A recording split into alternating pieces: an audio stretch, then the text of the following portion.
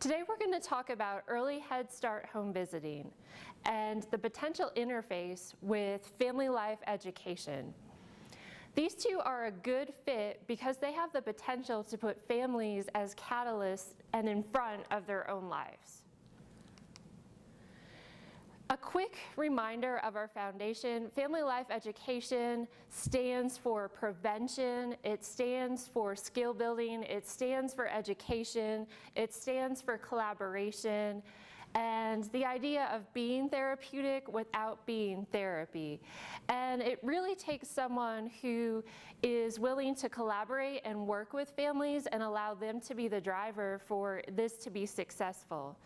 The National Council on Family Relations sponsors the Certified Family Life Education Credential, which is a national certification that shows to the world that you are qualified to do family life education. So I'd like you to think of family life education as synonymous with prevention. And this is a reminder of the domains of family practice model by Walsh et al. And as you can see here, there are similarities between family life education and other areas such as family therapy and family case management. But there are also differences, and we're going to touch upon these again today in the context of home visiting. So the objective of today is, at the end of this brief training, I'd like you to really think about, what are some characteristics of family life education, and to potentially think about the interface between early Head Start home visiting and family life education. Because early Head Start home visiting has a lot of openness, as I like to call it, or opportunities, there's room for family life education to potentially be a philosophical basis and maybe even one day an evidence-based model. But we're not there yet. So today I want you to kind of think about just what are some characteristics of FLE and how does this fit in with my work as an early Head Start home visitor. So why prevention? And then if we're going to say why prevention and intervention? And really prevention, as Liz Gershoff says at UT Austin, prevention is really about, getting the mass of people, and it could be a form of intervention, but it's really about keeping healthy people functioning well. And the more we're informed about prevention, the more informed we're going to be as a community. And the second reason is the idea of money. A lot of prevention and intervention efforts are our tax dollars at work. And so this is really important to be aware of, particularly when we think about large-scale efforts. And then I think in general, if we know about prevention and intervention, we're more likely to be supportive and to want to teach policymakers, perhaps what this is. How many policymakers know what home visiting is? Probably a lot. How many have ever been on a home visit? Probably nil, probably zero. So I think the more we can be advocates for this, the better. Why am I qualified to be here today? I have a Ph.D. in child development from a Department of Family Sciences and a MS in experimental psychology.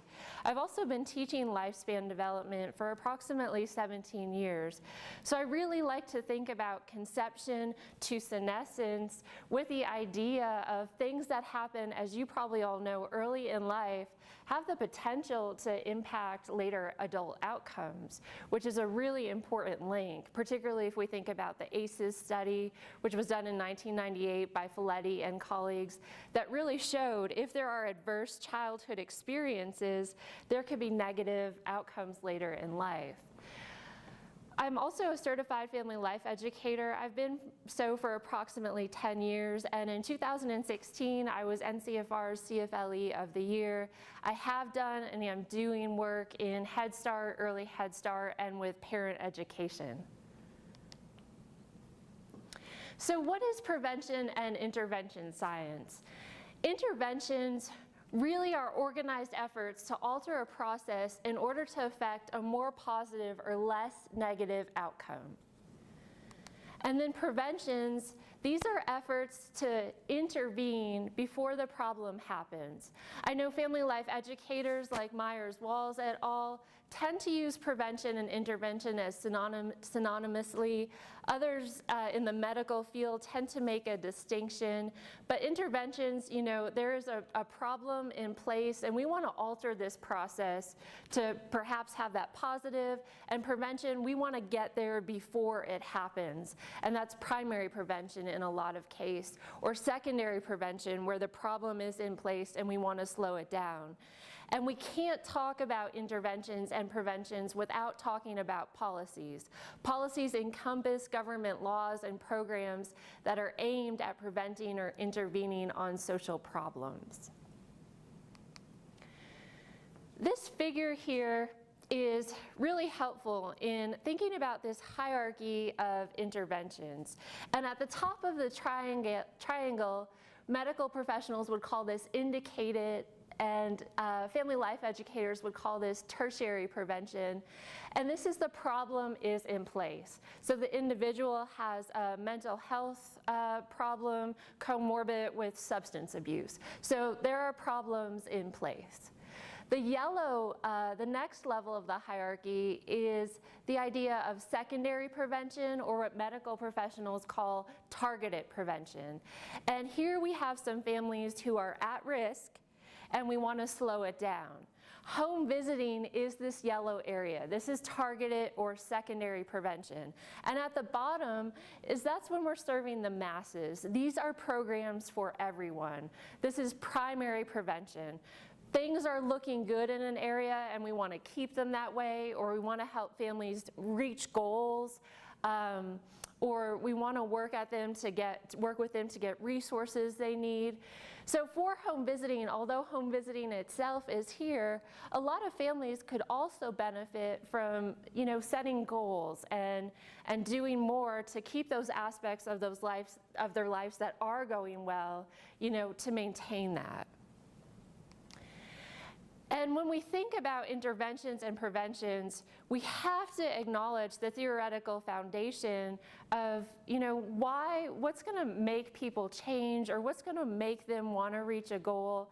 And when we think about preventions and interventions, Bronfenbrenner's ecological systems theory is really fitting, because it's silly if we target one system. That's great, but we're not going to have a lot of good outcomes. So as someone concerned with children and families, it's pretty common to, as you all think, to think about a variety of systems. For instance, this slide targets obesity, and we know if we really want to look at this from a prevention or intervention standpoint, we have to target multiple systems. Vouchers for farmers markets would be really helpful, but we also need parent education. We also need large-scale media campaigns that say, hey, you know what, eating fast food every day is not great. There are better options, and you could probably cook meals way less expensive than going through a drive-through. So really targeting lots of systems is really powerful for families. And then if we think about other theories which are germane to changing behaviors, which is very hard to do, and changing motivations, there's a lot of them that you used, you know, every day in your work with families in poverty. Social learning theory, when you're leading by example, if you're in a triadic interaction where it's the family member, you, and the child, you might model a skill so then the parent could acquire that. Operant conditioning, from our friend Skinner, we know we want to reinforce the effort, not the outcome. We want to reinforce the trying and the willingness to make a change rather than the outcome. So really reinforcing the process. Attachment theory. It's one of our greatest challenges, but also greatest joys, to help that child connect with a parent and vice versa. So that might be redirecting during a home visit. If the child is continually going to the home visitor, redirecting the child back to the mom or back to the dad or back to the grandparent, whoever it might be, to really help promote that attachment.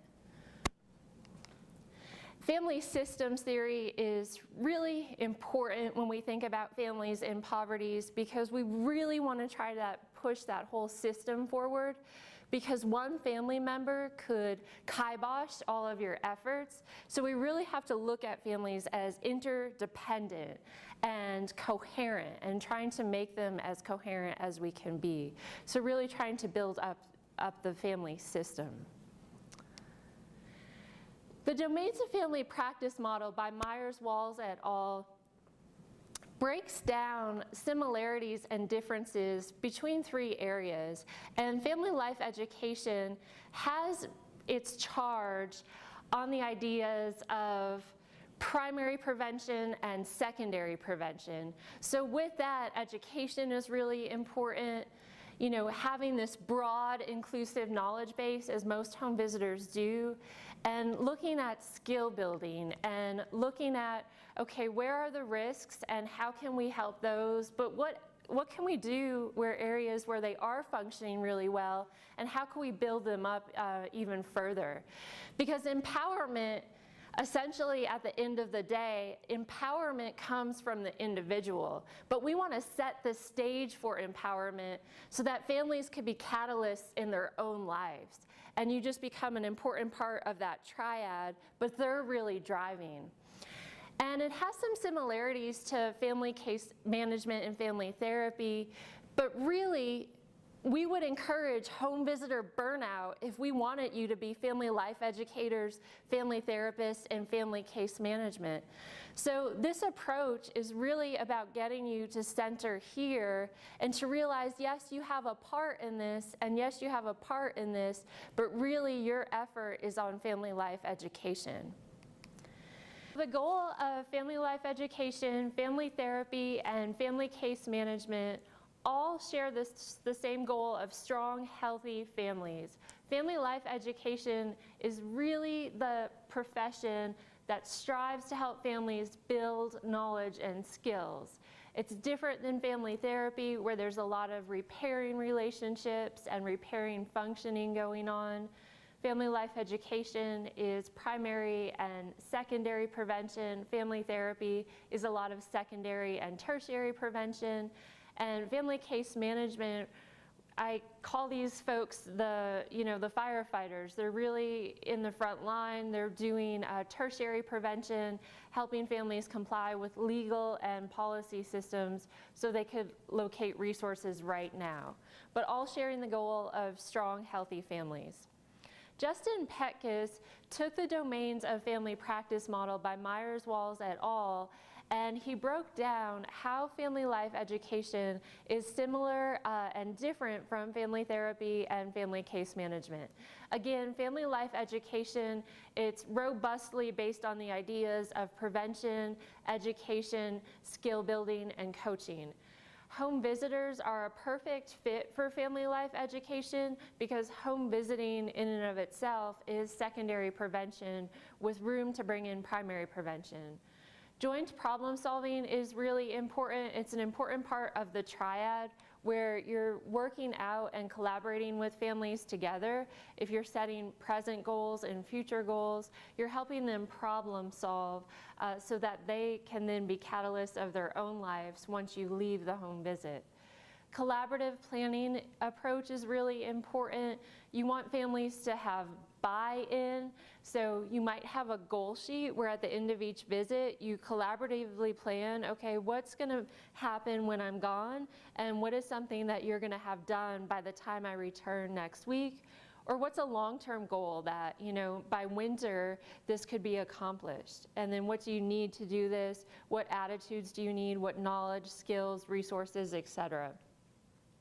Parents' demonstration of learned skills is really important to allowing them to demonstrate parental efficacy, and this could be accomplished through modeling skills to them by observing and narrating them and really empowering them so that they're not at a loss. When you leave your short time with them each week, they have enough skills and enough confidence to continue, you know, demonstrating that efficacy that they demonstrated when you were there.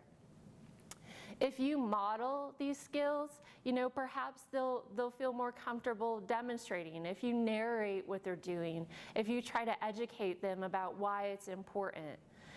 And with this family life education approach, we want to encourage anyone who's in the home to be part of the home visit. So that might be siblings, that might be grandparents. We want to keep the focus on 0 to 3, or if the woman is pregnant, we want to keep the focus there. But because we're looking at the family as an interdependent, coherent system, we want to involve as much people in the home as we can.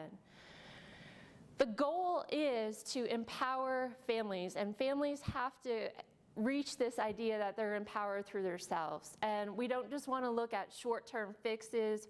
We really want this to be sustaining. So family life education, it's not just about setting short-term goals, it's also setting long-term goals and then working at those bit by bit.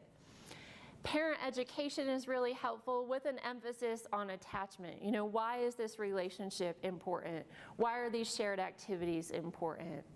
And encouraging them to attend parent socialization events, parent meetings, so they could, again, really be the drivers in their own lives and make really positive changes or maintain the positive things that they're doing in their lives. Peckus also said, well, let's keep our home visitors here, but let's note that, no, you're not a family therapist, but let's note, some things that might be applicable to you.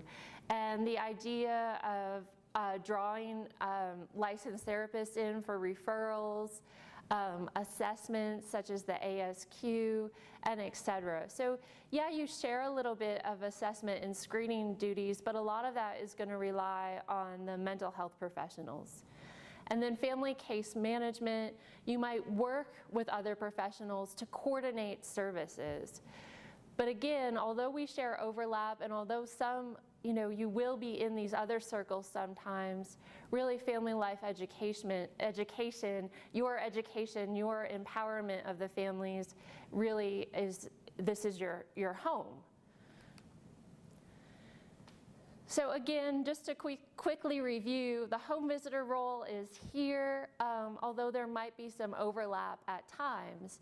And in the past, Peckus was saying we often expected home visitors to do 3 disciplines at once, and that's a recipe for burnout. So really focusing on joint problem solving with the families, collaborative planning, setting goals together to make families the drivers, helping parents demonstrate what they're learning, helping the family grow together, so involving others in the home visit when possible, and really making the families empowered and self-sustainability so that when you leave, they can still function at a good level or better than they were. And really focusing on parent education and skill building through the importance of attachment. For instance, that might be redirection on your part, and then encouraging them and meeting them wholeheartedly at the parent meetings and parent socialization events so they could see you too in other contexts outside of their home, and they can interact with families and build up social support with other families as well. Home visiting really, in this philosophical idea of family life education, you're a family life educator, you're a coach, you're a collaborator with families, and with this, those skills that we brushed upon earlier are really important. So narrating parent-child interaction, helping the parents internalize what is really helpful to their child and their parent and child bond, promoting a parental understanding of child development. Anticipatory guidance is really helpful, what to expect, as you all know, but really helping that parent be a driver and understanding of, helping them have an understanding of their child and their development. Promoting parental responsiveness to the child, you can model this. Although attachment tends to put the parent and the child at the focus of our triad, the home visitor is absolutely an essential part of that triad. And by you acting as a coach, as a narrator, as a collaborator, you're really strengthening that parent and child bond.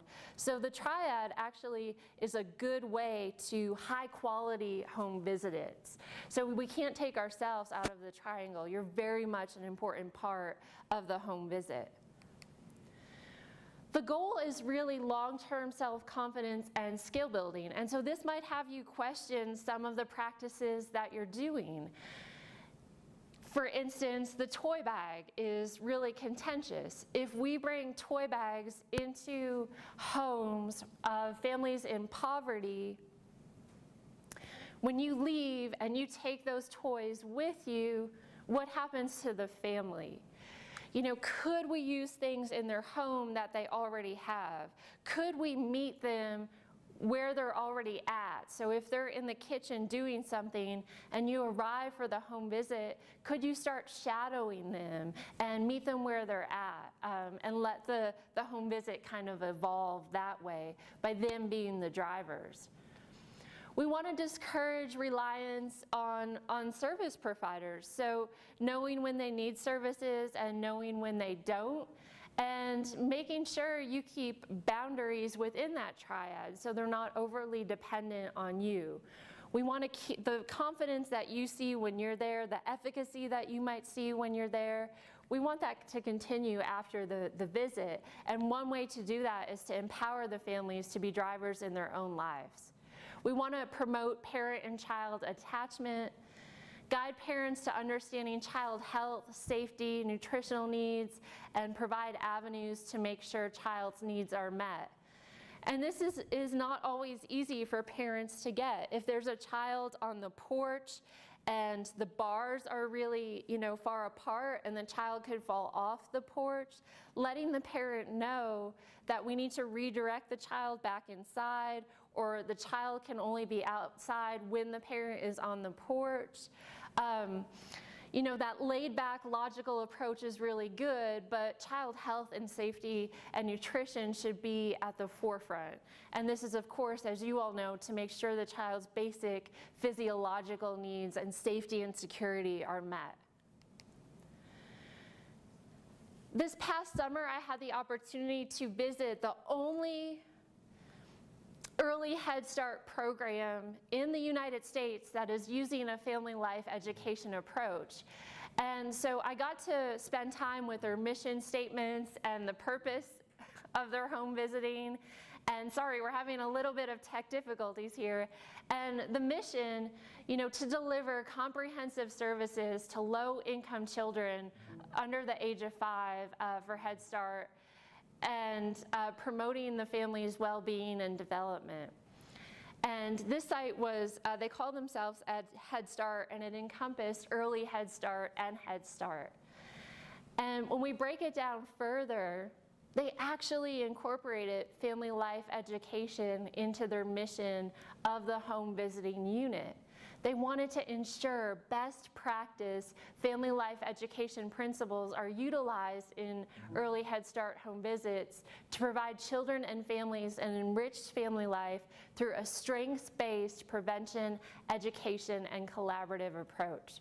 We know all families have problems, but we also know all families have strengths. So family life education, at the essence of this, is attending to families' needs, yes, but also building up their strengths so they can continue to feel empowered and demonstrate parental efficacy when you are not there. The purpose of their home visit was to promote parenting skills and to assist parents in using the home as the child's primary learning environment. The home visitor must work with parents in that triad to help them provide opportunities that enhance their child's growth and development. A lot of information today. I think the next step would be to, if you haven't already, look at the accompanying information sheet that goes with this training, if you haven't already, and make sure to look at it a little bit more, start to internalize the information, and then when you're interested, take the brief survey. I'd love to hear what you think about possible characteristics of family life education and how they fit the possible interface with early Head Start home visiting. And then use the resource that's available to you if you're interested. The Padlet is available for us to continue this talk. So if you have questions, or if you have an insight, or if you need clarity on one area, be sure to post it to the Padlet and I'll be sure to get back to you. So I'd like you to think about, as we kind of wrap up here and you go forward, think about how a strengths-based prevention and education approach might be used in home visiting practice. Are there things that you're doing already that sound a lot like this approach? I'd like to know. And then what are some new practices and new ways of thinking that might be discovered as you think more about family life education and putting this philosophical approach of family life education into practice? I hope today was useful, and thank you very much for your time.